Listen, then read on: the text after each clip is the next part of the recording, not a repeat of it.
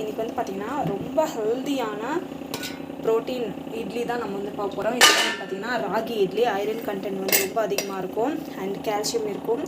And இதில் வந்து பார்த்திங்கன்னா நம்ம வந்து ஓவர் நைட் வந்து சோக் பண்ணி வச்சோம். இதில் வந்து பார்த்திங்கன்னா உப்பு எதுவுமே போடல. வெயில் காலன்றதுனால நம்ம சீக்கிரமாக வந்து புளிச்சிடும். அதுதான் வந்து பார்த்தீங்கன்னா ஜஸ்ட் வந்து அப்படியே வந்து போட்டு வச்சுருக்கோம். ஸோ இதில் வந்து பார்த்திங்கன்னா என்னென்னா லைக் நம்மளுக்கு வந்து உளுத்தம் பருப்பு வந்து 1 கப்பும் ராகி பவுடர் வந்து பார்த்திங்கன்னா 2 கப்பு வந்து ஆட் பண்ணேன். அவ்வளோதான். ஸோ இது வந்து பார்த்திங்கன்னா இது வந்து போடலாம். ஸோ இதில் வந்து பார்த்திங்கன்னா சால்ட் எல்லாம் ஆட் பண்ணிக்கலாம். ஸோ சால்ட் ஆட் பண்ணிவிட்டு இதில் வந்து பார்த்திங்கன்னா நம்ம வந்து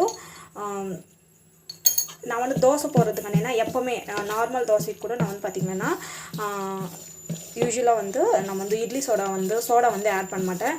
பட் என்னன்னா இட்லி கண்ணினா நான் கண்டிப்பாக ஆட் பண்ணுவேன். தோசை கண்ணினா ஆட் பண்ண மாட்டேன். நம்ம கொஞ்சம் வந்து சோடா வந்து ஆட் பண்ணிக்கலாம்.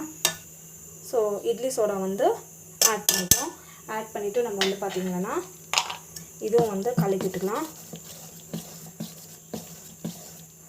ஸோ நம்மளுக்கு வந்து பார்த்திங்கன்னா ஹெல்த்தியாக வந்து சாப்பிடணுன்னா இந்த மாதிரி வந்து மேக்ஸிமம் வந்து ட்ரை பண்ணி சாப்பிடுங்க. சூப்பராக இருக்கும். ஹெல்த்துக்கும் வந்து அவ்வளோ நல்லது.